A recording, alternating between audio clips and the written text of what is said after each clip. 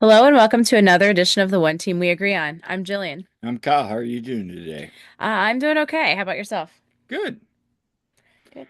Hey, look, we got a special guest on, and this is a guy that got us into podcasting. I mean, I blame him for the madness that is now our life. Actually, no, this is joy, the travel, the memories, So many and great the memories. and the friends we met along the way. It's always about the friends we've met along the way. So, it's our annual sit down. I mean, we usually do this about 2 weeks prior, but hey, it's our friend Todd Lewis from the Free Kick Podcast. And And Todd, thank you for getting us into this madness, these memories, and everything, because we love you, man. And this is going to be a fun podcast. I'm so happy to have you on.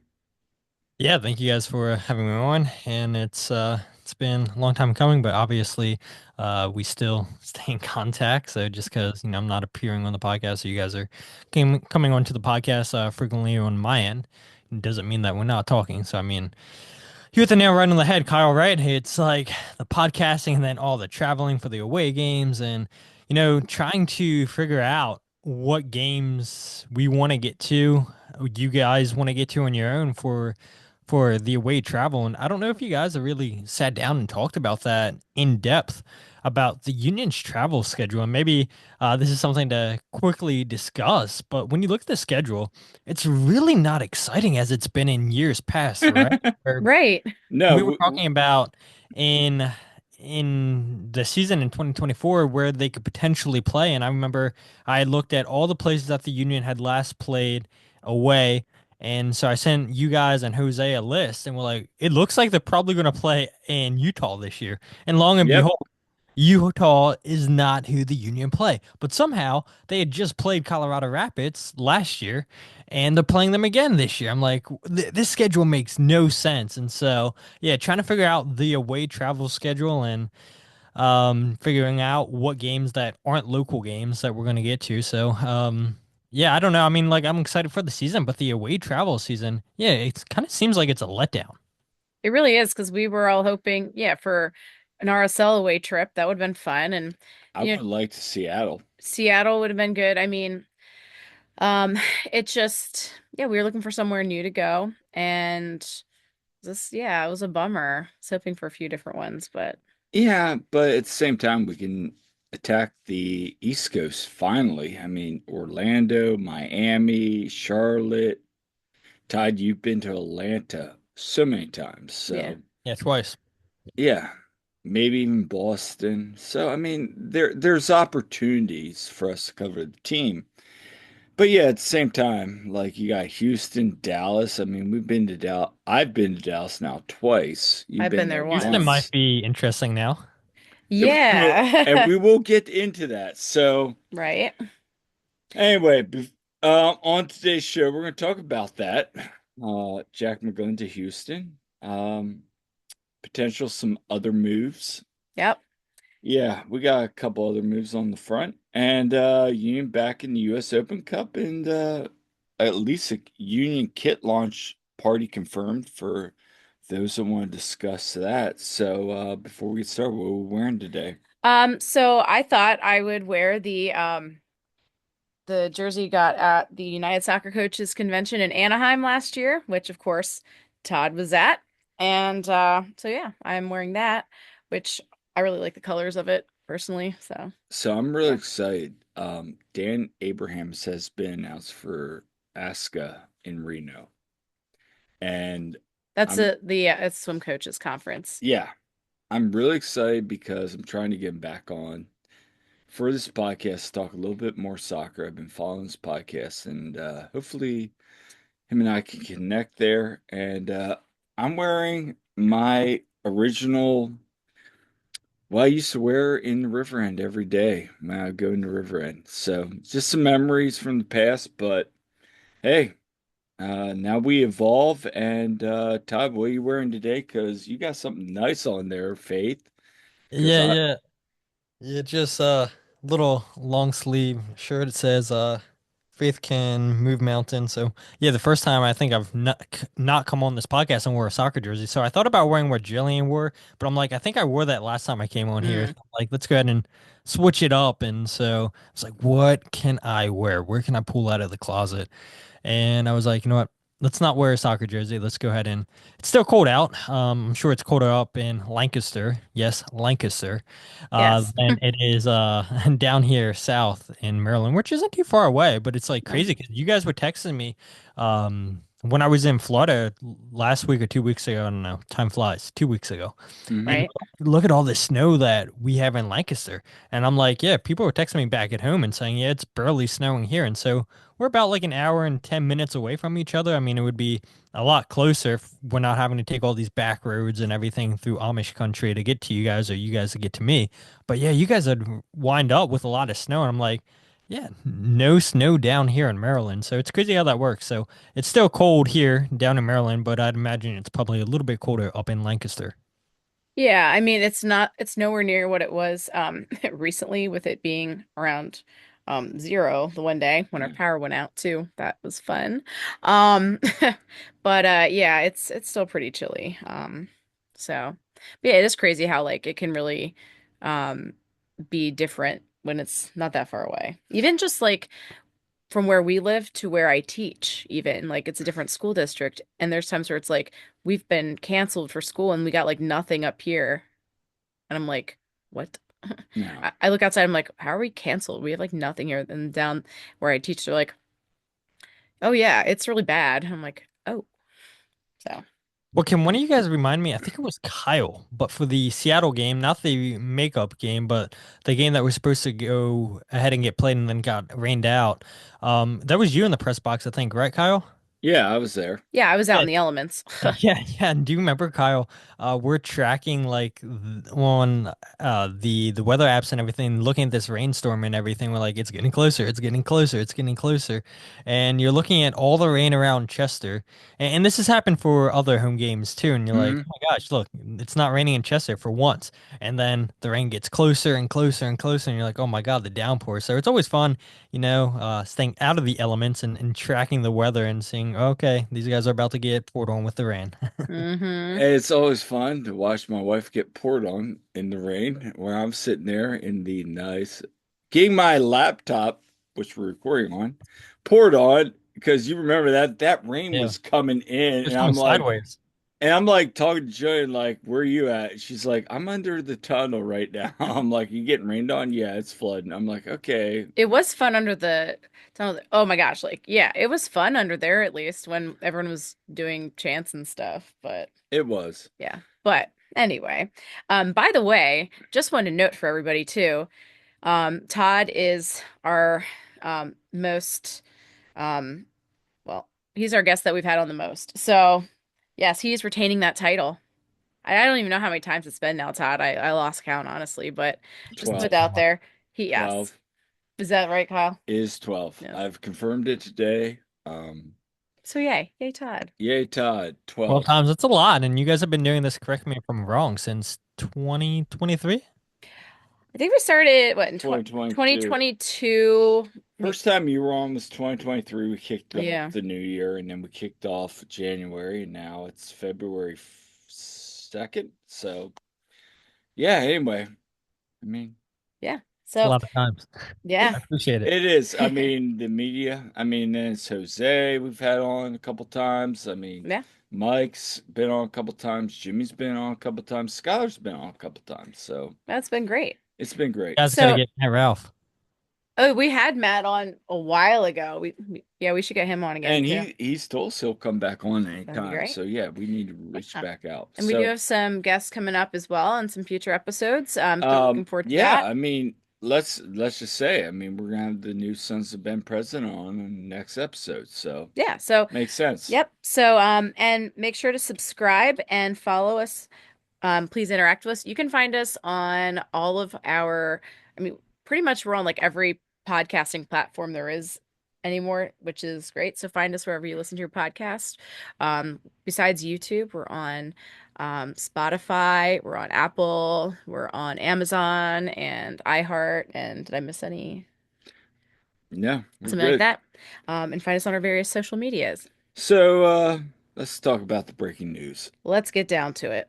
Jack McGlynn to Houston. Jill, you want to break down the notes? All right. So it was reported by Tom Bogert yesterday. Well, it was Saturday that Jack McGlynn was to be traded to Houston. This has not been formally announced by the club yet, but this is a move that was a deal for $2 million in cash, and the union will also get an additional 50% sell-on clause, is what we're hearing.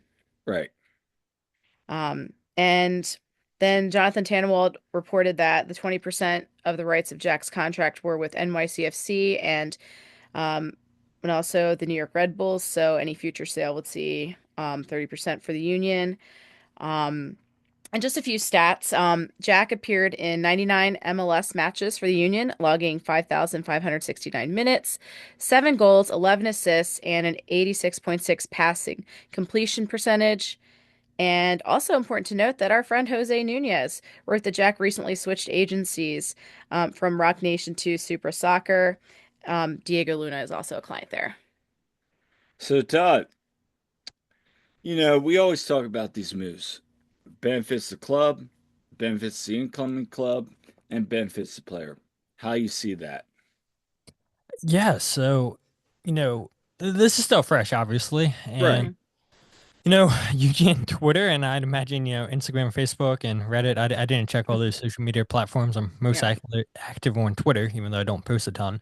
But yeah, Twitter was not happy. And the more I thought about this today, and you brought up the good point, a key point there, Jillian, is okay, yeah, I mean, when you're looking at it from a distance at the Union, got $2 million up front for Jack McGlynn, and then performance Hmm. bonuses can make that even higher. And then the 50% sell-on clause. If you leave it at that, that seems like a pretty good deal for the Union. And I know there's people in this fan base, and there's people just involved in the soccer world in general that may look at that and say, "That's not great. Why would you move him within MLS?"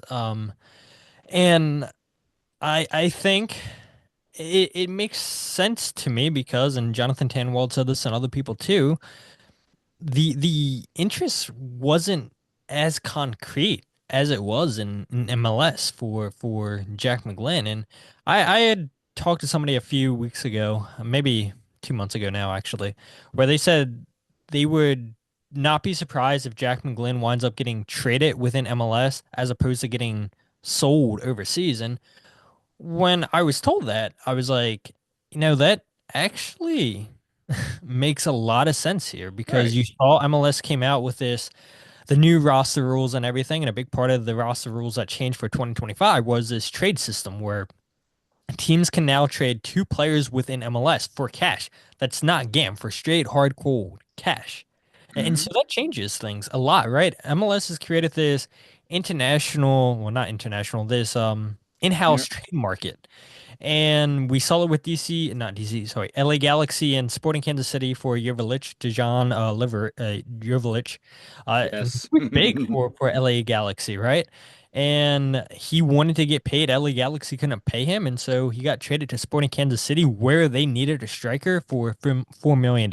And now Jack McGlynn looks set to be player number two to be involved in these new roster rules in MLS. And so you get $2 million, 50% sell-on clause. That's great.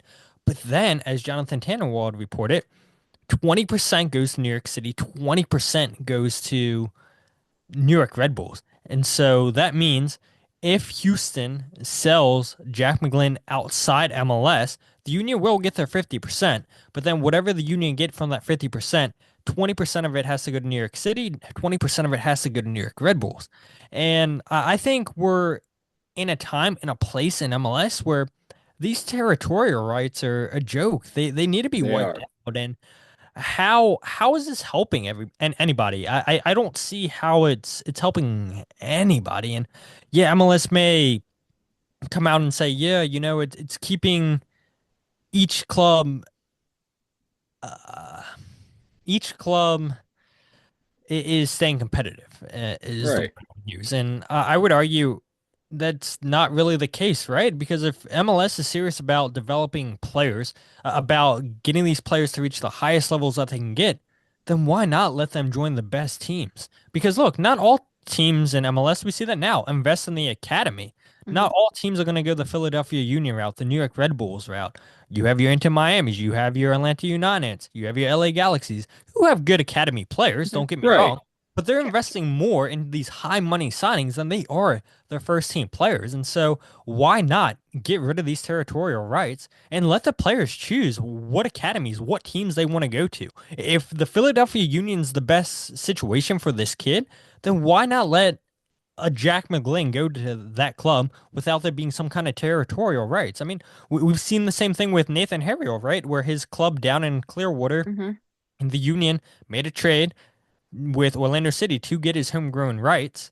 And why do we have to do these stupid trades? We saw the same thing with Saidi, right? Hmm. When Yeah. he traded from the Philadelphia Union to San Diego, the Union traded his homegrown rights, his territorial rights to San Diego, and then San Diego came out and signed him to a homegrown deal. I mean, it's dumb. And yeah, I mean, I guess it's a way for MLS to, like I said, keep each of these areas competitive where they can send the best kids in their area. And then it's also generating some GAM and whatnot for these clubs. But I think MLS is just at a place right now and a point in time where it's not helping anybody. You're not helping the development of these players, putting them in bad academies where you're forcing them to stay in an area where they really don't want to stay in. And we're stay with Jack McGlynn, right? Where Jack McGlynn, he has an Irish passport. If Mhm. he didn't join the union, I guarantee you Jack McGlynn would have went to Europe. And now MLS loses out on Jack McGlynn altogether. And that's going to Right. happen with more and more players if you don't get rid of these territorial rights. Jillian? Yeah. No, I agree. I think you make an excellent point. And, um, and this is going to be the case too. If there's, we have other players that, you can have other players. This is going to be a situation too if they go off to Europe as well. So, No, I think so too. It's like with swimming. I mhm. mean, if a kid goes and leaves our club, goes to another club, makes off, I mean, at Oh the yeah, end, we see it in swimming all the time where we have kids that start out and say like some local club yeah, and team they and then go they to come to us and national they take team. off. But like, yeah. I mean, it's a different thing, but I do think MLS needs to update those rules because they're dracarian. Is that the word? Yeah, are you laughing at me? Oh, and I appreciate you trying to use big words. Okay, thank you. But anyway, Draconian, by the way. draconian. But no, I do think MLS is going to run into as soccer gets better in America Hmm. and more people are tuning in, and there are more players that are MLS ready. This is an issue for the league, and Todd hit the nail on the head. Like, as good as it is with like the Cavins and second team, we see it with MLS Next Pro. I Hmm. mean, there's so many avenues that the union should not get. They should get the 50% is what I'm getting Hmm. at. So, Yeah. Yeah, and you see it all the time in Europe, right? Where these kids are, I mean, how many players have come out of the Manchester City Academy, the Chelsea right. Academy, and they've left that academy to go sign for with other teams? I mean, there's nothing wrong with that. It's like these players, I don't blame them at all. They're looking for the best situation to prolong their career, to kickstart their career, to get them into the next step, to eventually move them to Europe. I don't blame the players at all for leaving the academies, going to the best academy, the Yeah. best club that's going to develop them. And, MLS, I feel like has this complex where they want to be Europe so bad. They want to be the Premier League so bad. And now you hear the reports that it's looking more and more serious that MLS may change the calendar from a fall to a springtime Right. opposed to a winter through fall, whatever the calendar is now. You guys know what it is, February Hmm. through Yeah. December. And so MLS, okay, fine. You want to change your calendar, which I think's probably the smart thing to do. You get more in line with the international transfer market. Right. We've seen so Hmm. many GMs last year complain about that, how difficult it is for MLS teams to compete in the summertime because their window closes so much earlier than what Europeans' windows close. But at the same time, okay, fine. Start to take more pages out of the book. Get rid of these territorial rights because it's not Hmm. doing anybody any favors. Yeah, and you look at like say Eddie Davis. He came from LA and he went to Red Bull and then he came to the Union, and it's just like, yeah, if he ever gets sold, you're gonna run the same problem, you know. Probably. Um, David Vasquez, another one, Yeah. So, I mean, yeah, I think there does need to be changes there. And also on the note about the schedule, um, I understand the desire to switch to that European model schedule. Um, For you covering I the would team, hate that schedule yes, I know you would. personally, But I but think yes, so I like the personally, summer games, I know you do, and but I'm less busy personally, then. I'm all for this because I think you get better players coming in because of the training seasons, the off seasons, the in season. I think it makes sense for the league. If you really want to be competitive, you do that. Now, does it? It's definitely like a double-edged sword. The problem is, and I don't want to get off too much into a tangent on Oh this, my but gosh. look, I will say this though. Um, when you're trying to grow the sport, amongst the fan base in the US, is it going to hurt the, with the fan base not being able to do the summer games because a lot of people like to bring their families out in the summer and they're more Right. available for that and, for people to buy into that. So I And don't know. no, and Plus, that's a fair yeah, point plus the because weather. Hmm. you got baseball during the summer, Hmm. but now you got football. So you MLS are going to compete against the NFL. They're going to compete against NBA and basketball. Is that really going to help? I don't know. Time will tell. Todd? Yeah, I mean it's interesting, right? MLS, of course, they're going to look at all these different variables, and I'm sure they're already doing a ton of surveys. They probably have a lot They of data. are. Yes. I've been on I've been on surveys for these. Yeah. Yep. So see, there you go. So I'm sure MLS, I think what Jonathan Tannenwald in the Philadelphia Inquirer, I talked to a executive with MLS, and they said by the end of this year that they would come to the decision to what they're going to do with their calendar. So yeah, we'll see what happens. And Yeah. whatever MLS does, I think it's probably going to be well thought out, well researched, and like you just said, Jillian, you've got plenty of those surveys. So obviously MLS is doing their part, and we'll see what comes of that situation. Yes, absolutely. So while we are on the topic of Jack McGlynn, let's just go down memory lane here a little bit. Let's share some favorite Jack McGlynn moments. I'll start with Todd. Todd, what's your favorite Jack McGlynn moments? My favorite. Yeah. Man, um, this kind of has to do with Jack McGlynn, but it also doesn't have to do with Jack McGlynn. So this was in DC, not this year, or was it this year? I can't remember, but it was after the game, and I think it was actually this game, this past year, after Jack McGlynn scored that world-class goal. Yeah. Yeah. We went into the locker room, interviewed players, and Jose Nunez had texted me a question to ask Jack McGlynn about, his off-season training routine with his personal trainer, Alex Ramos. And Mhm. so we're actually in the locker room, which doesn't happen much in Philadelphia because they have us outside the locker rooms. And so we were actually in the locker room in DC, and I right know next the to Jack story. McGlynn was Damian Lowe. And so all the players are changing and everything. I mean, it's a little bit awkward and everything. First time that I've been around that covering a professional team. And okay, it's like you don't want to get in anybody's way because those guys that just played a game, they want to get changed, they want to get out there, get the food, and be done. And so I'm not trying to get in Damian Lowe's way. But Damian Lowe has his towel right in front of me. There's like four of us surrounding Jack McGlynn, and, and Damian Lowe goes, "So watch where you're stepping. Don't step on my stuff." And it's just a towel on the ground. And I'm like, oh my God, Damian Lowe. Like I'm trying to avoid your space. I'm not trying to get all up and close and personal. Like Right. it's just a towel. But yeah, that's a moment that, I went in there to interview Jack McGlynn, but it's Damian Lowe telling me, watch where I'm stepping. So that's the first moment that comes to my mind about Jack McGlynn. I'm sure one of you guys are probably going to mention that goal that he scored. But yeah, I mean, I think number two for me would probably be him making the Olympic squad. I think that's just such a huge honor, him and Nathan Harriel, and Hmm. seeing Jack McGlynn play in the Olympics. And it's a once in a lifetime opportunity, right? Him and Nate both, and all these players that made that roster. And so to see the Union have two representatives for the club, first time ever in their club history that they had two active players playing in the Olympics.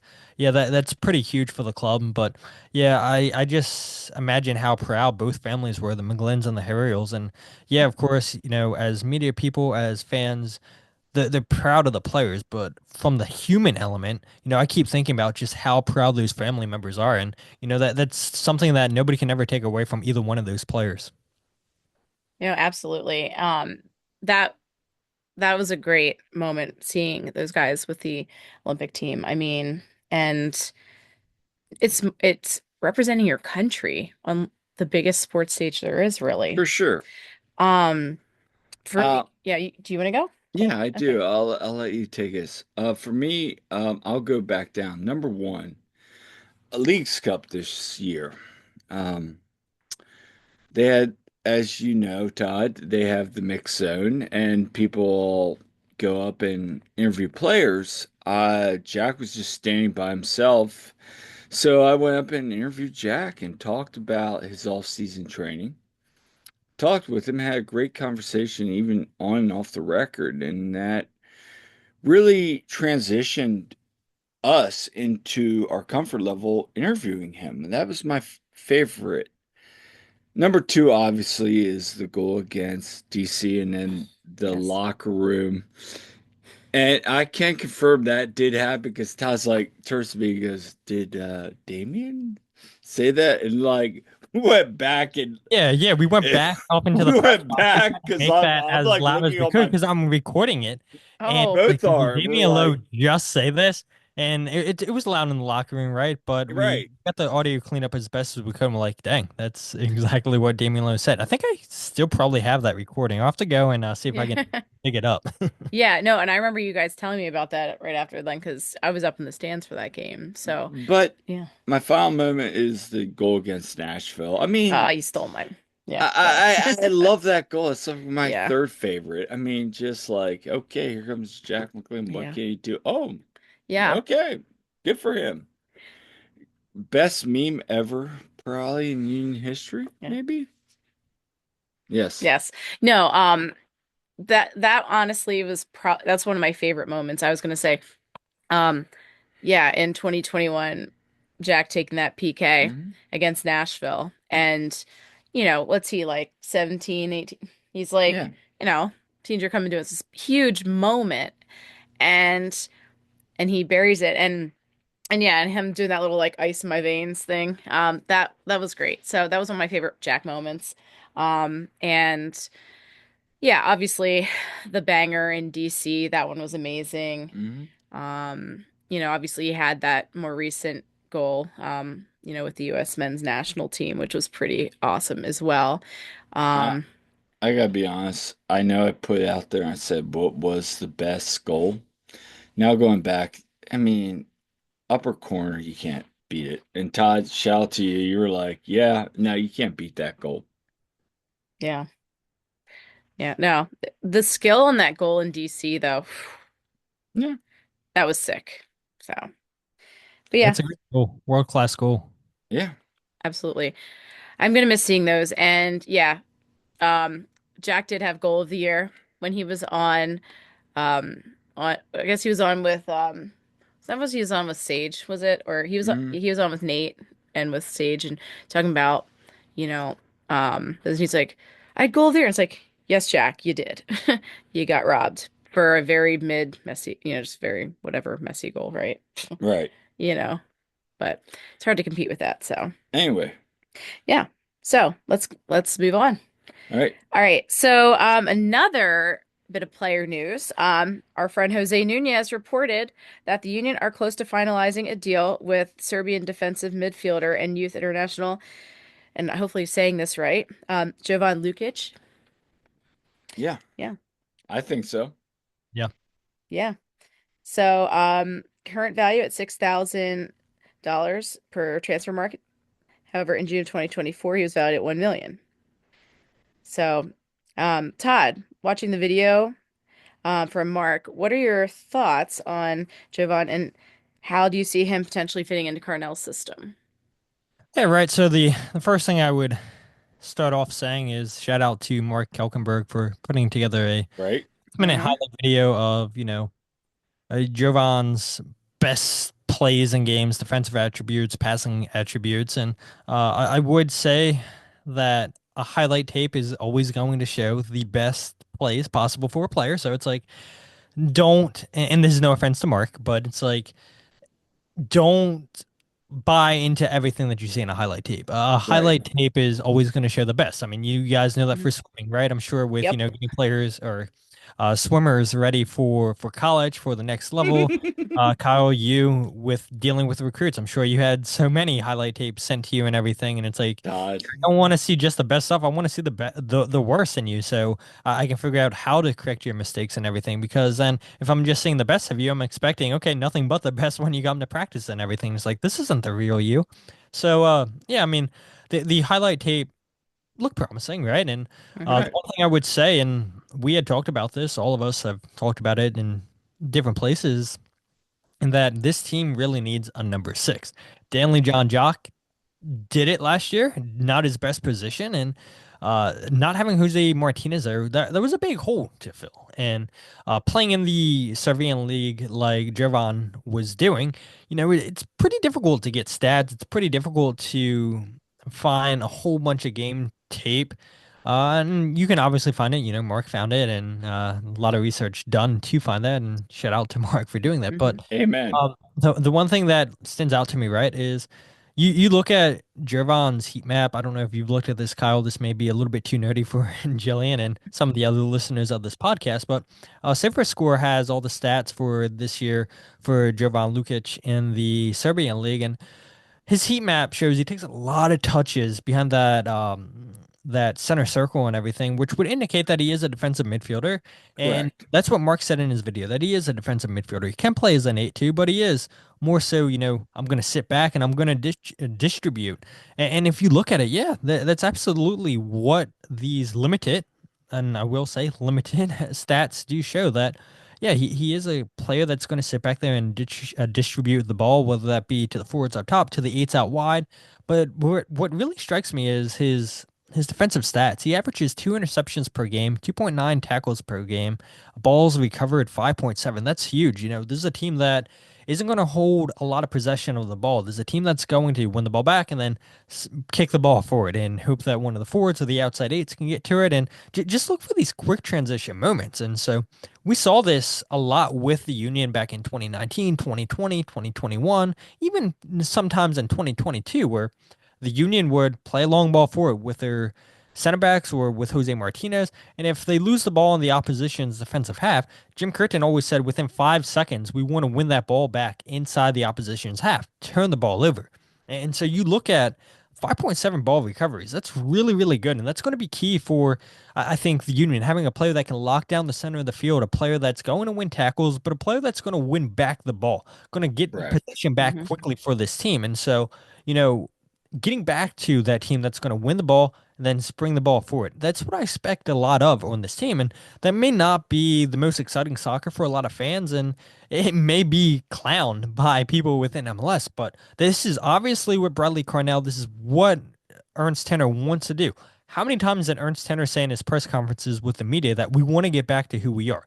Well, what that means is Hmm. Philadelphia Union want to get back to playing Red Bull soccer and going back to Jack McGlynn.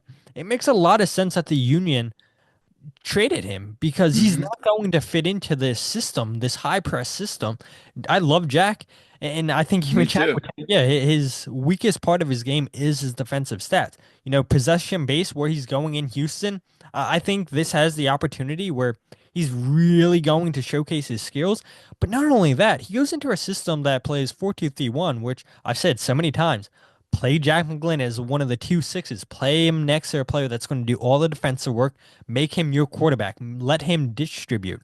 And so now he goes in there into a system with Ben Olsen that plays 4-2-3-1. Now he can show, hey, look, I can actually play defense in a 4-2-3-1. Look, a lot of people give me crap for my defensive attributes, and he did well for the U.S. playing in a 4-2-3-1 under Pochettino. Now he gets to Correct. go and play in that formation in Houston weekend, time and time again, and show teams, hey, look, I'm good in this system. Teams in Europe, I'd imagine, will look and say, hey, look, he actually does fit into the system really well. He can play defense. Let's go ahead and give him a chance because playing in the diamond formation, Jim Curtin tried to get the best out of Jack McGlynn. Union went away from pressing as much as they did. And I think part of that was because of injuries. Part of that came because of desperation, because of how many points that the Union had dropped last year. They're playing catch up. They conceded a lot of goals first. And so, of course, you're going to have possession of the ball a lot more than what you normally would.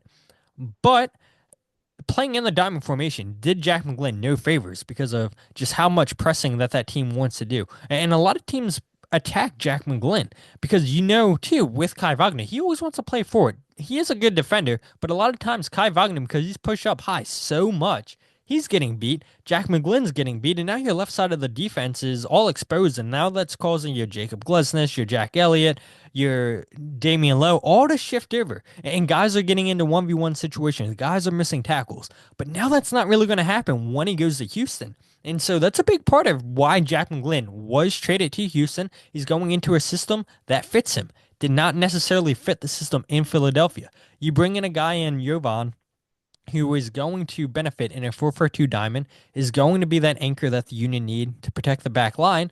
And it's just going to be what we saw those first 3 years under Ernst Tanner being the sporting director with the Philadelphia Union. Win the ball back, spring the counterattack. And so, yeah, I do like this move. And I think I saw reports out today that say that the Union were going to pay or are paying $600,000 for him. And again, a lot of fans on social media clowning this, saying, "Oh, this is Ernst Tanner going diamond shopping again, just in the bottom of the barrels." And it's like, how many players has Ernst Tanner hit on doing that? Kai Wagner's the best. Hmm. I Cassius mean, Trocco was a player. Jose Martinez, the guy that Jovan is going to replace. But then I know some people, and I've said it on my podcast too, that there yeah, have been some misses where yeah. in your Macania, who hasn't really had a chance. Abasa, who was a center back, really didn't have a chance. We showed him, right? Kyle's laughing because he never featured for the first team. Yeah, He featured exactly. second team, I think barely any. He had one Makai game. Orvats, which I think a lot of people are probably making the comparison to. Well, look, we went to this part of Europe before, and Jose Martinez, who was supposed to be a nobody, beat a guy that we paid $1 million for in this position. Look, that's going to happen. And I'm all for that, right? And yes, some fans are going to tell me, well, look, $600,000 is a lot for the Philadelphia Union when they don't spend a lot of money. So they need a hit. But Ernst Tanner does have history, does have a record showing that he's hit on a lot more of these signings than he has not.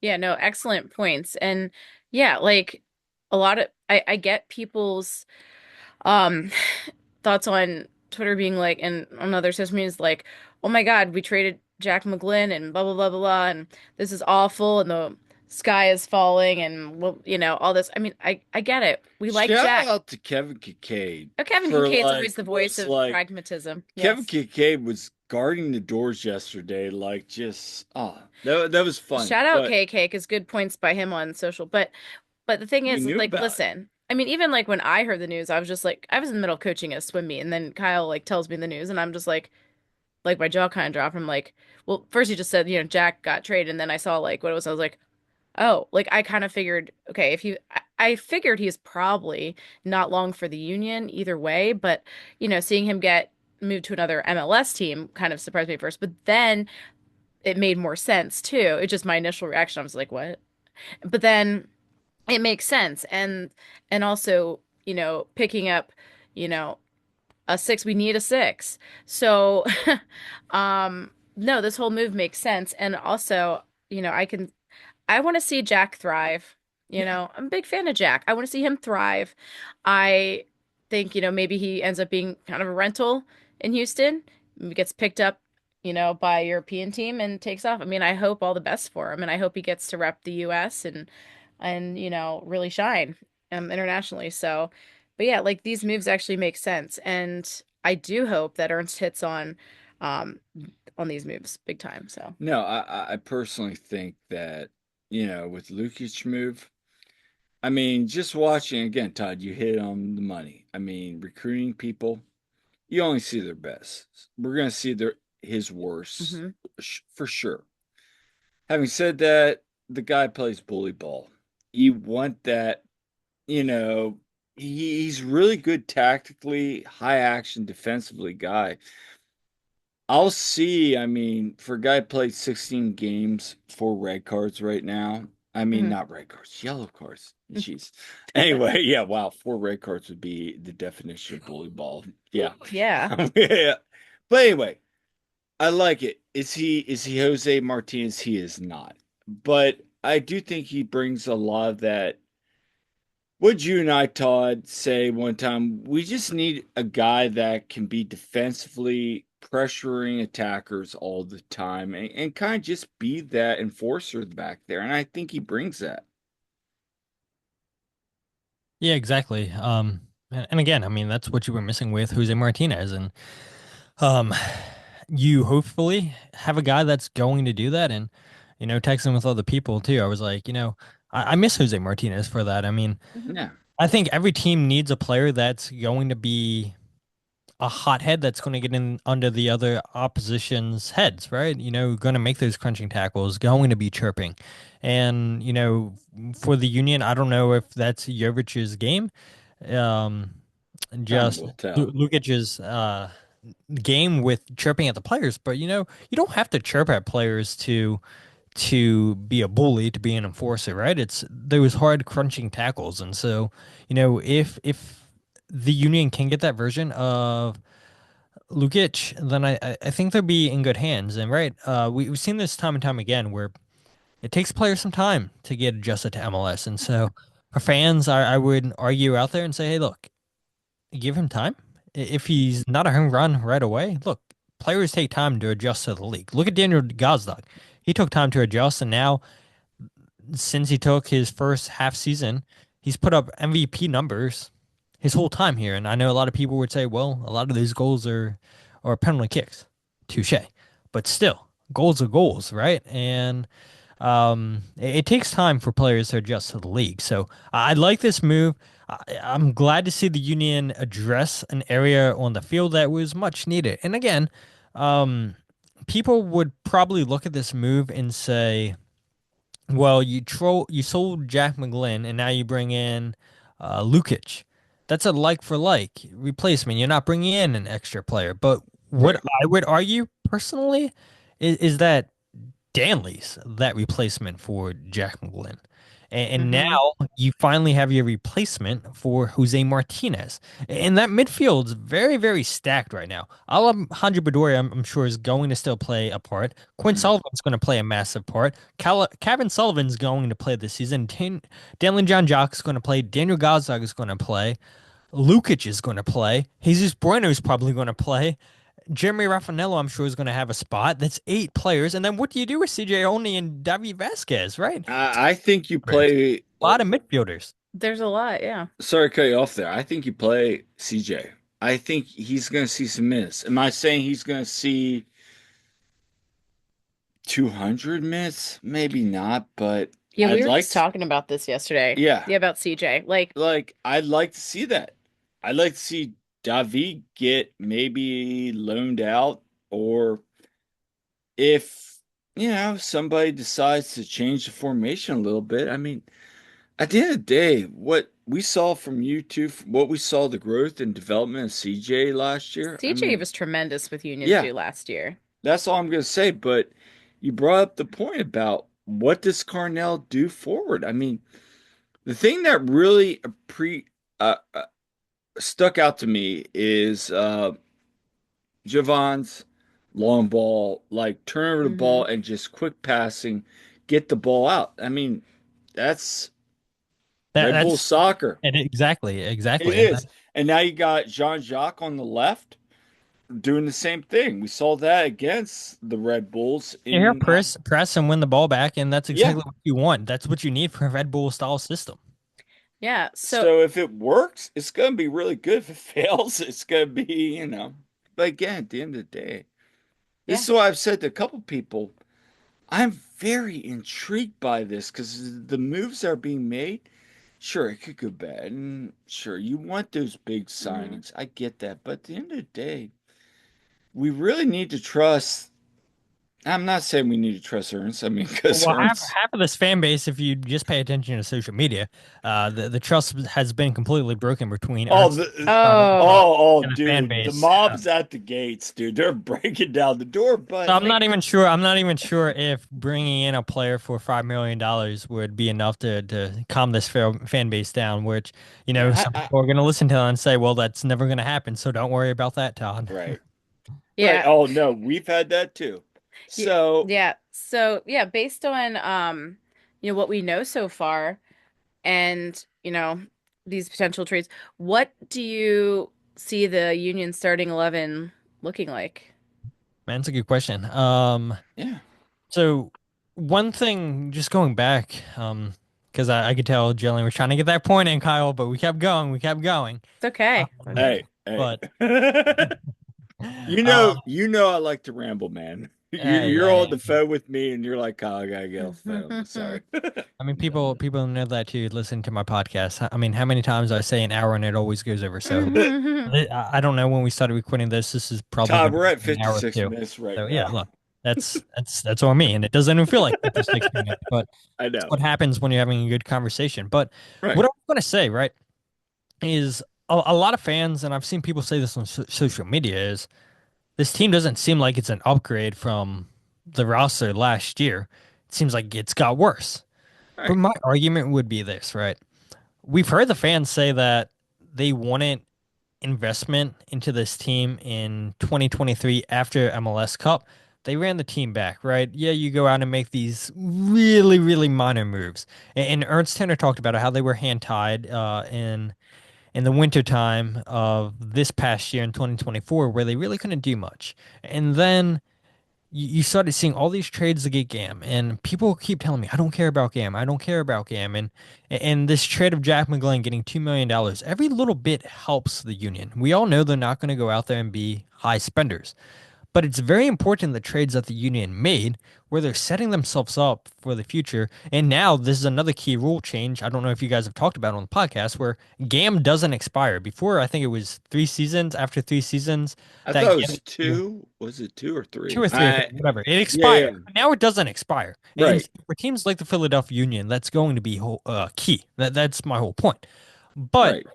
my thing I would say is this roster is actually turning over. It is changing from running it back 3, 4 seasons in a row, and it needed to. It needed to turn Hmm. over a while ago. Hmm. But look, I think change is good. And are all these players going to hit? Are they all going to be superstars right away? No. It's going to take time, but you are replacing Hmm. players. You replace Jack Elliott with Ian Glavinovic, or Jan, sorry, Jan Hmm. Glavinovic, which I think See it. should be a good move, right?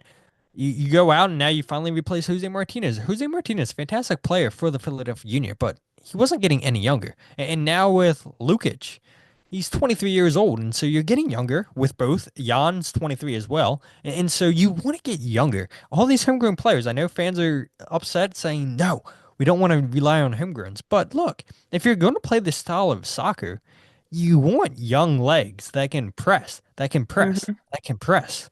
And I think that's another part of the reason why Jim Curtin went away from high press is because the players had played this system for so long, they weren't what they used to be. They couldn't press nonstop like they once were, and it was time to reinvent the wheel. And now Ernst, Right. the coach that's going to play that type of soccer, he's going to get younger, and these players are going to play. They're going to press. And so I would argue right now that this roster may look a little bit different, and it is different than what it has been in years past, but fans would tell you that the roster needed to change. And so just because the Union got rid of Jack Elliott, Julian Kranza, Jose Martinez, they needed to get rid of players. They needed to bring in fresh blood. But suddenly that's an issue, right? They wanted to keep these players and also bring in players. But no matter what this front office does, it just doesn't seem like it's good enough for some people in this fan base. But this is a team that needed to be reinvented because Right. they ran their course. The core had ran its course. They had been giving opportunity after opportunity, and they proved, look, we went as far as we can go. And that was MLS Cup in 2022. 2023, you get an unfortunate call against FC Cincinnati with VAR. And then last year's season, the season that nobody wants to talk about in this fan base. And those seasons happen, but that was coming, right? That was coming.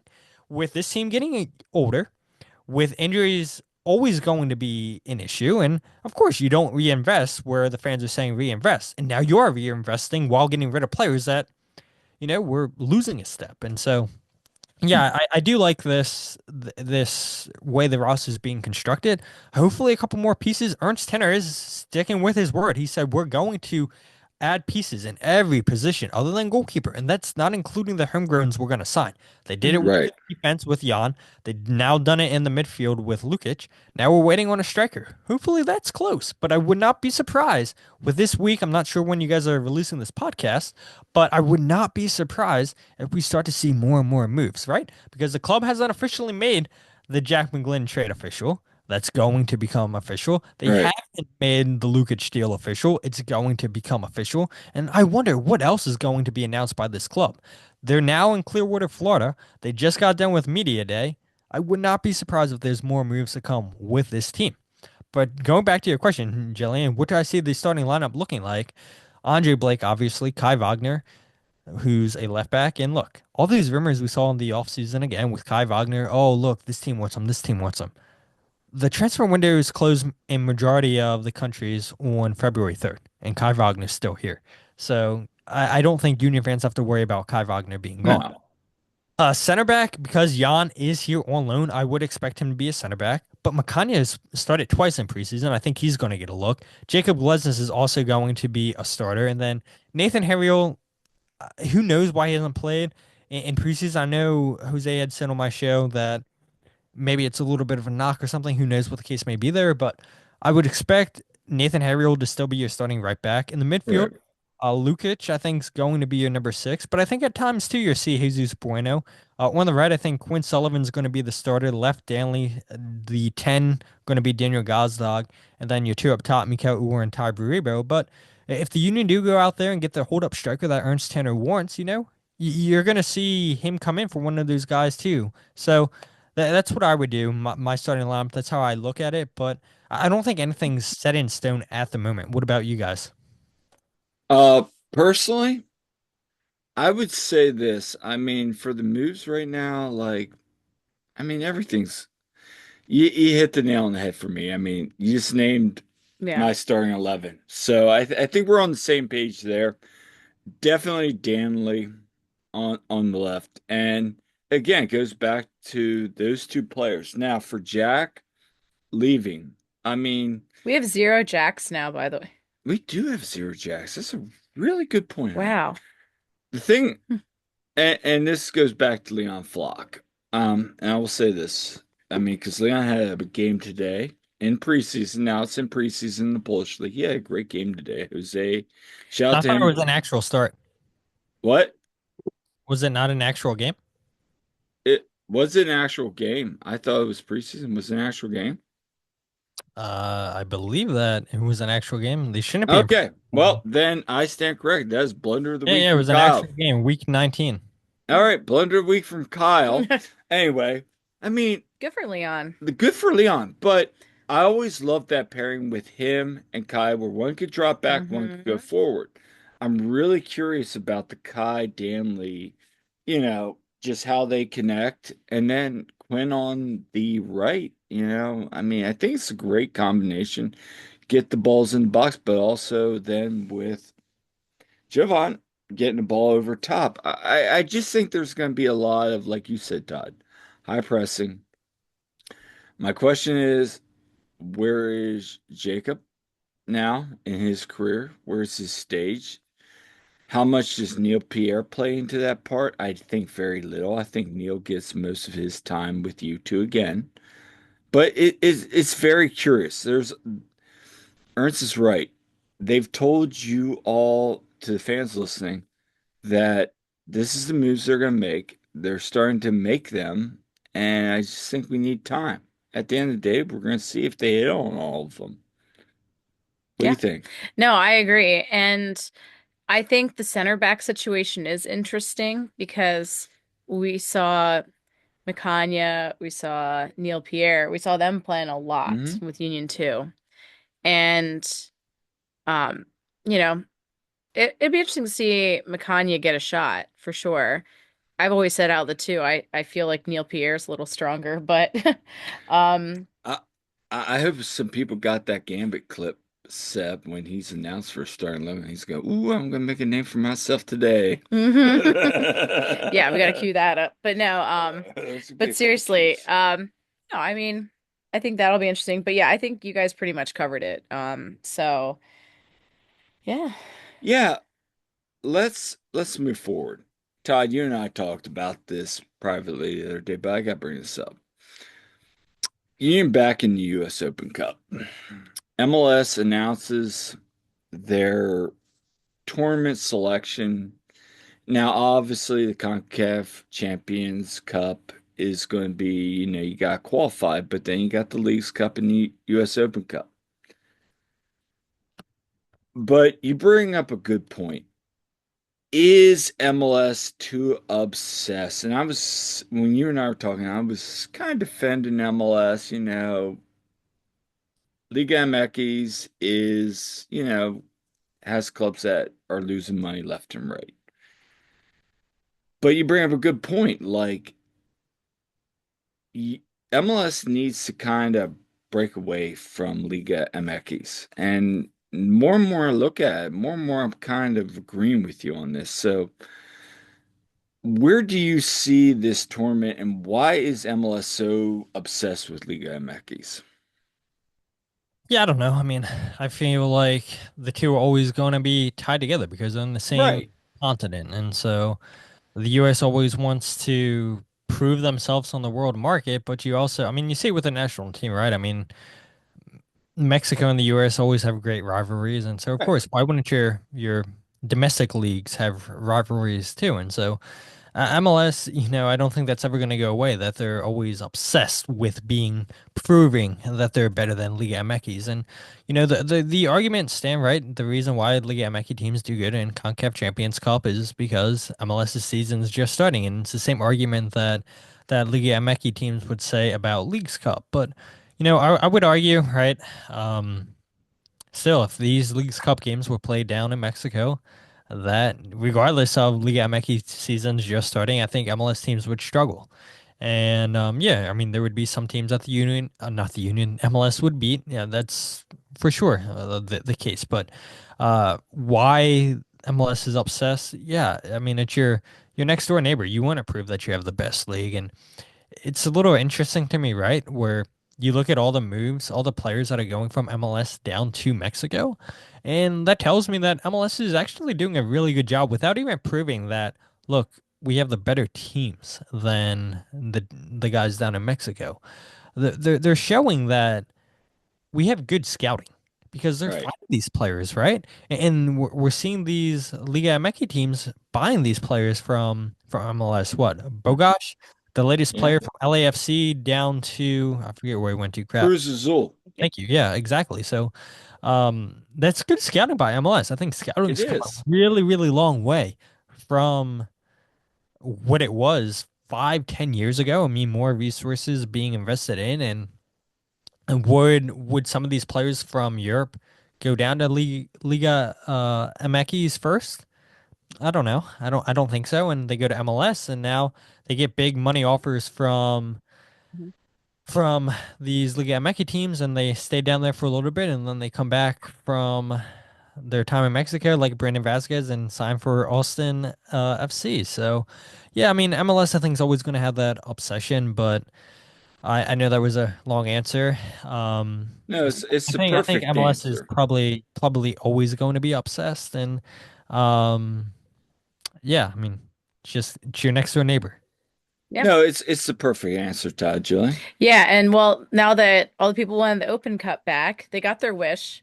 So I expect Subaru Park to be filled with people, right? People better show up now, okay?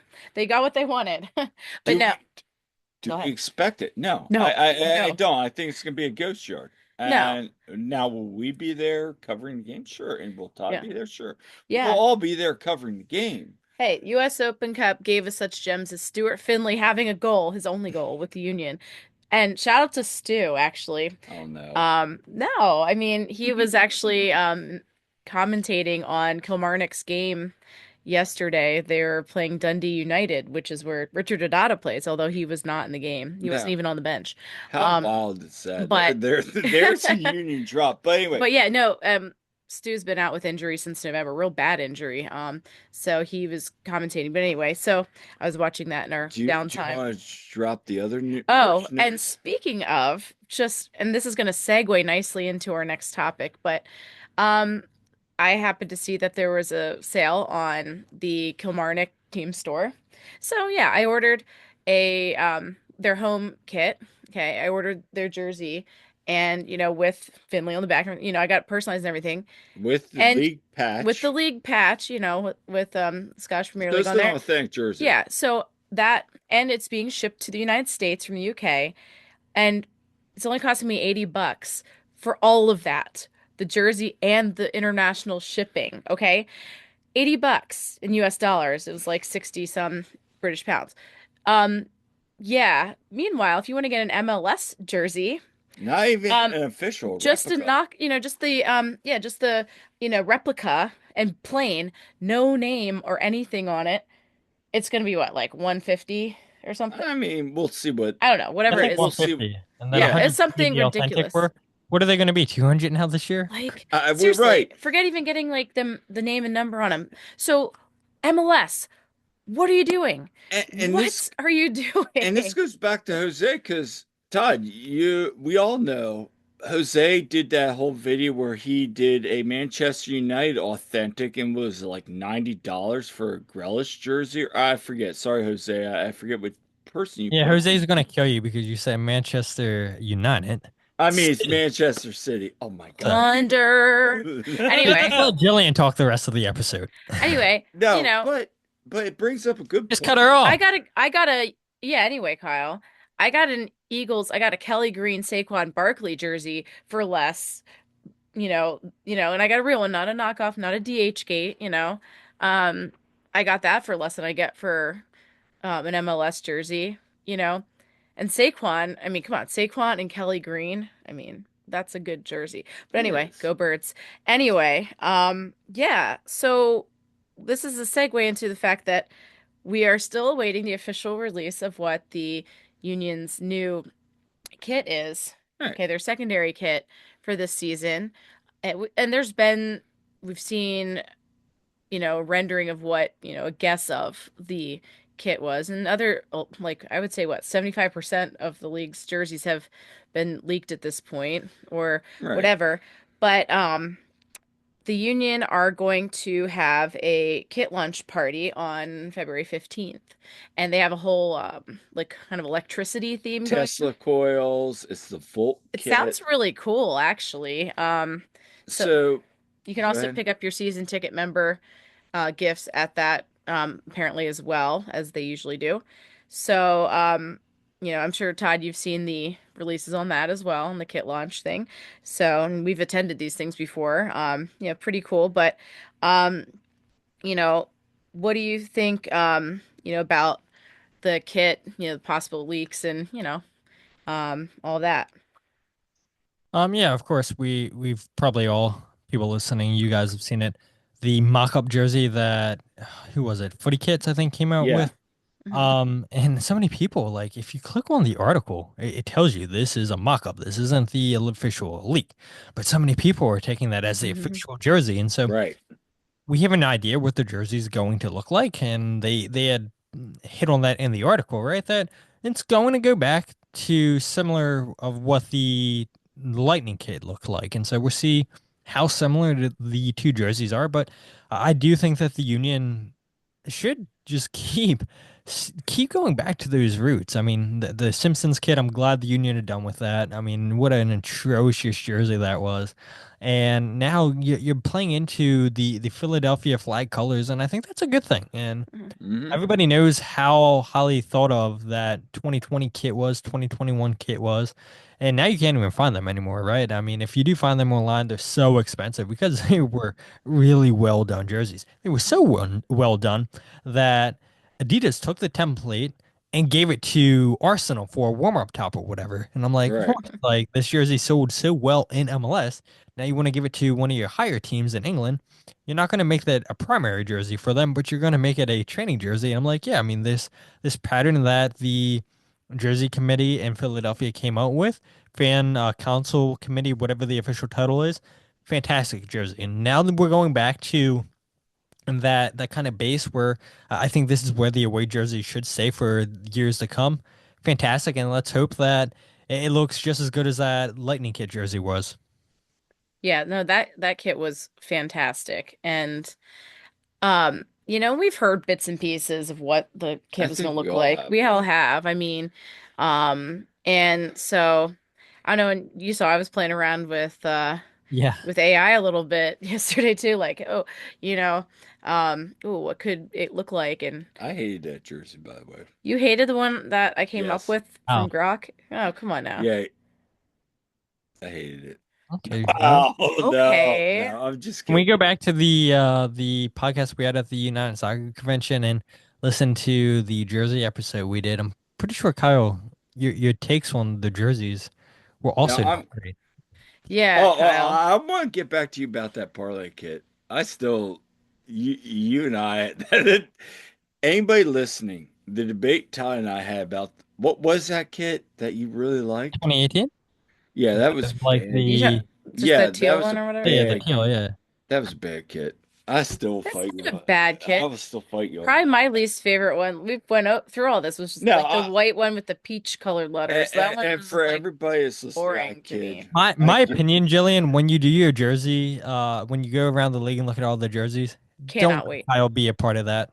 No, it's Kyle to the yeah. side, no Kyle. His No. opinion's not good. Nobody on this podcast respects his opinion because he likes the worst jerseys that this franchise has ever come up with. The only one that we agree on, I'm pretty sure, is the Black Bethlehem Steel kit. Everything else, Right. Kyle thinks is trash. I mean, Hmm. just like his football team in the back, right? Yes. Yeah. Kyle, when's the last time that they did that they were in the playoffs? Last year, Like, were they actually won in the playoffs? 2002. So yeah. Yeah, Kyle. Oh, okay, this I see where this episode's going. Exactly. That's Yes. the only host. That's the only host. Like Kyle should just be banished.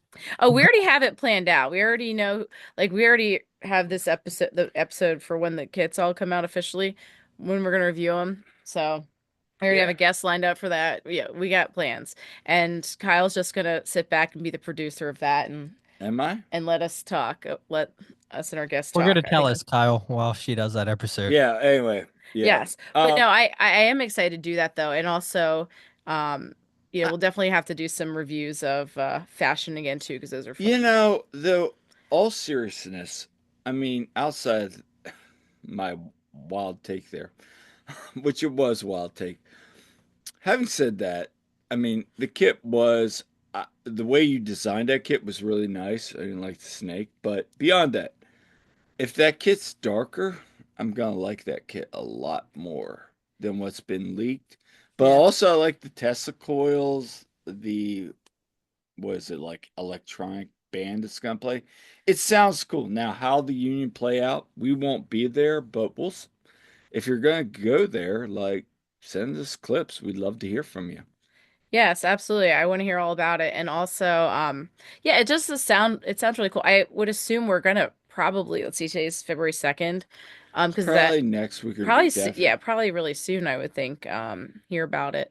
Like, see actually what the kid is. I assume those are all gonna come out soon. I mean, the Union plays soccer, like for real, this month. So 20 let's days. talk about it. 20 days, 20 days. Because as we're recording, it is Groundhog Day. And that, you know, We got that games this week. I said this morning, I'm like, that expletive rodent saw his shadow, and we have 6 more weeks of winter. So, Did you say that BA yeah, I did. rodent? The BA rodent. Jazz Yeah. rodent. Listen, I don't swear. I don't swear. No, anyway, so anyway, yeah, 20 days of that's wild that it's coming up that fast. So, So anyway, we got some upcoming preseason games this yeah, week. actually today the Union and Union 2, they left for Clearwater. Yeah. We got some clips there on social media for the Union. But also, this coming week, the second team, they'll face Rhode Island on February 4th, and they'll face the Tampa Bay Rowdies on February 8th. This week, both teams will be behind closed doors. Mm-hmm. We'll get you updates of what we hear, but also then the Union, they'll face FC Cincinnati on Friday, February 7th this week in Mm-hmm. their final preseason match. Again, we'll see what that entails. Yep. But some news to be out. But Oh, and how about the fact that, dang, now that Jack McGlynn's gonna be gone, his brother, Connor, plays for Westchester be on SC. there on the 22nd. And and yeah, so like Union connection there. But yeah, we don't know if that friendly that's on the 22nd is open or not, obviously, to anyone watching it if it's closed doors. I hope, we can So, attend. final topic, Todd, because we're well over an hour now. We're like an hour and 10. But having said that, where are we going this year? Because last year we had so many memories. Miami's a lock. I mean, we're finalizing our trip. Atlanta, Charlotte. Um, we're trying to do Orlando. Maybe Vancouver if we can swing it. Vancouver's the one that like, okay, That's a if we bucket can list swing one. that one. But where are you looking at this year? Man, so I don't want to take it off the wall because I feel like it's going to fall, but throughout the episode, I'm sure if you guys are watching this on YouTube or Spotify podcast, I know you guys put the video up too. To the left of me, the right of your guys' screen, I got a Christmas gift which was a picture of the US map, and it has every single soccer stadium in MLS listed on here, but San Diego and St. Louis. So I got to find a way how to get them added to this board. But I'm looking at my map and man, I mean, the whole West Coast is completely blank. And I would love, that's what I'm saying. Like, I would have loved for the Union to have Real Salt Lake. Unfortunately, it's not happening. Vancouver sounds like a great place. I have to get my passport, but I already have vacations lined up for September, so that's probably not going to happen. Seattle would have been cool. Portland would have been cool. They played there last year. Um, San Diego, I was kind of hoping they would have done this year. Um, but Miami seems like it's going to be a lock. All the local stuff going to be a lock. Um, and then Charlotte at the end of the season looks like that's going to be a lock. And then the local stuff, obviously, Red Bull Arena, Audi Field, um, City Field, Yankee Stadium doesn't matter. New York City. Mm-hmm. Um, so that would be cool. Um, but yeah, I mean, I don't want to go to Gillette in the cold. I'll be I'm honest. I seriously want to go. But right now, yeah, I mean it's just Drive Pink or Chase Stadium, sorry, because it's still listed as Drive Pink on this. Yeah, Houston would be cool, but in Dallas, but I don't want to go in the middle of the summertime when it's super duper hot. So what I know that's pretty much a lock is Chase Stadium and Charlotte, and then obviously the local trips up and down 95, other than Gillette Stadium. So yeah, two away games locked. Would love to do Orlando, but I just came back from Disney, so probably not gonna yeah. happen.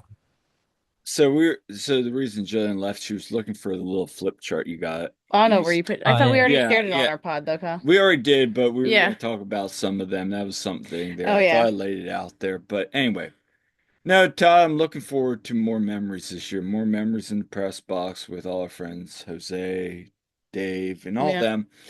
Just covering this team. It's Hmm.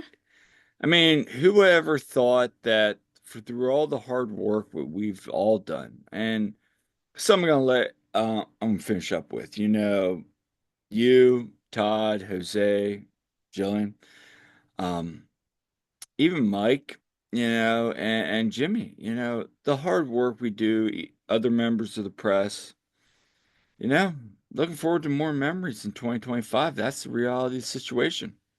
Yeah. Yeah, it's the best thing. It's like since I've been covering this team, it's been 10 stadiums that I've been to out of 30 stadiums now in MLS. And, it's taken me to a lot of places where I wouldn't normally go or want a vacation. It's like I've been to Florida plenty of times, but not for soccer. Chicago, I've never really had any interest of going to Chicago, and that's a trip that I would have done 100% this year. But because it's another Wednesday game, and I know Yeah, last year it was Wednesday, but it was 4th of July week, so I had more time off for work. But it's like, wow, Chicago is a really, really nice city. The downtown part. And I know Chicago has its rap. All cities, have their bad areas and whatnot. But yeah, walking around downtown Chicago and walking along the river, like I enjoy that. And I was down there, spent one day with Dave Leno, I think the day of the game. correct. And the next 2 days that I had down there, I was by myself, but it was really, really cool just finding things to do. And sorry, I know Ricky Zelfro is listening to this podcast. I spent Ricky too going to a baseball game. Sorry, Mhm. Ricky. But yeah, I mean, just exploring the city of Chicago here was really cool. So, all in all, I mean, soccer has led me to a lot of great cities that, I never really would have explored before. And so hopefully one day I'll be able to fill all 30 stadiums out and we'll put a dent in some more stadiums this year, that's for sure. Yeah, you definitely have to do Montreal. Like Montreal was I Yeah, gotta get my passport. awesome. yeah. Yeah. Shout out to Ricky because you brought up Ricky. I mean, Jillian and I spent a day with him, and Yeah, we went to Laurent. That was yeah, great. with him and Laurent. Like that was fun, but again, it goes back to the adventures that you get into along the way covering teams. Yeah, absolutely. But yeah, we've definitely seen some great places and yeah, I mean, I don't know if we would have been in Denver if we hadn't, gone to that game. Yeah, Uh, and Denver was awesome. We loved that. me Yeah, and a I'm lot. going again this year, like because we had Mhm. so much fun in Denver. I'm like, dude, this is a place where if it wasn't so expensive, I wouldn't mind living out here. Yeah. Are you gonna go down? I really want to go to a light switchback game in Colorado Springs this year. Like I'm looking at that game on the lights, like go Go down, say what's hang up to out Matt with Real. the Real. Well, no, not even Real. Like Montana. just talk to No, but James yeah. Oh, Chambers and sure, all sure. those guys that were there with Steel back in the day. Like Yeah. that'd be a really cool like sit down conversation you could really get into that. Heck, people like Matt Ralph, Jose Nunez, all of us would really love to listen to. I'm sure a lot of Hmm. the old guard would love to listen to. So Yeah. anyway, um, Well, what Todd, we yeah, what Todd, as always, yeah. this has been fun. Yeah. I mean, we're at an hour now and probably 17 minutes. I Felt mean, so we're bad. My apologies. It's no, okay. it's all of us. I mean, Yeah. like, look, when we all get together and do these, like, time doesn't matter. It's about the content. It's about the conversation. Hmm. It's about the friendship. Yes. And so again, Todd, where can people find you? You can find me on Twitter, Instagram, or Facebook at Free Kick Pod. Wherever you get your podcasts, The Free Kick. Check out the YouTube page, youtube.com/Free Kick Pod, where I've started going live the last 2 months now, Yep. doing the podcast. So it's been a lot of fun. Jose Nunez has joined me, I feel like the last 7 episodes. So Hmm. shout out Jose. And then I also do goals breakdown videos on there, which will be starting up once again once the season starts. And then you can find my Substack where I do writing, where I put the podcast on there if you don't want to go and, go on Apple, Spotify, any of that. And then I also put the goals breakdown videos if you guys don't want to subscribe to my YouTube and watch them on there because, I make it easy for you guys. So you guys can find all that in one place at thefreekick.substack.com. And again, guys, thank you so much for having me on the podcast and always a lot to say. And hopefully the listeners got from the beginning to the end and they appreciated this episode as much as I appreciate you guys and the friendship. And look, this team, like I said, I'd brought me to a lot of cities that I never been to before, cities that I never really had any interest in going to, and brought me out of my comfort zone. But the biggest part, the biggest thing that, covering this team has done is lead us to friendships. Meeting you guys is a big part of Hmm. that. And yeah, I mean, you guys I consider two deep, close friends, and we'll get together occasionally and hang out in Lancaster, and because it's better than hanging out down here, so I don't mind taking the drive up there. But yeah, I mean, this team's brought so many great friendships for me, and I think a lot of people that are listening to this podcast can say the same thing. Yeah, no, absolutely. I mean, I really cherish the friendships we've made. And by the way, Todd, yeah, you definitely need to come up to Lancaster. You've missed my birthday now 2 years in a row. But you were at Disney and you're having a great time and everything. So, but no, we'll have to get together because you just had your birthday recently. So, Yeah, because I had um, COVID 2 years ago. yeah, That's I what I know. called last time. After coming Horrible. back from California from the coaches convention. Crazy. Yeah. Yeah. We had a little mini like union people kind of get together at my birthday with the family too, which was kind of cool. But yeah, we'll have to get together. But yeah, no, as always, we appreciate you coming on and Yeah, so this is wonderful and everyone listening, make sure you check out Todd's stuff. The goals breakdowns are great. yeah, and Podcast also content. Yeah. check out Substat, Jose's Substat, and check out, him and Jose's work. I mean, they're phenomenal. So, Yep. So, we can be found on Twitter at TOTWAG as well as on Blue Sky, and we are on there individually as well. We have our YouTube channel, The One Team We Agree On, as well as our website, theoneteamweagreeon.com. We have our Facebook and Instagram accounts at The One Team We Agree On. And since TikTok's back, I'll post some content on there at some point, Jillian_Almany. So you yeah, can find us a lot of places. we got another guest coming on this week. Current Sons of Ben president. We're going to talk a little bit about the current Sons of Ben state and what their plans are moving forward. So that'll be a fun episode. We got a couple other supporters coming on before we get in the season. We got our annual podcast, and also we'll be out at Broken Goblet this Saturday prior to Super Bowl Sunday. Yeah, help kick Uh, hunger. yeah, so we'll be out there. So if you're going, make sure to say hi if we're there. But again, as always, Todd, thank you so much. And this has been it for the episode of The One Team We Agree On. Yeah, make sure to subscribe and leave us comments. We love hearing from you and interact with us on our various socials. And until next time, I'm Kyle. I'm Jillian. We'll see you at the game.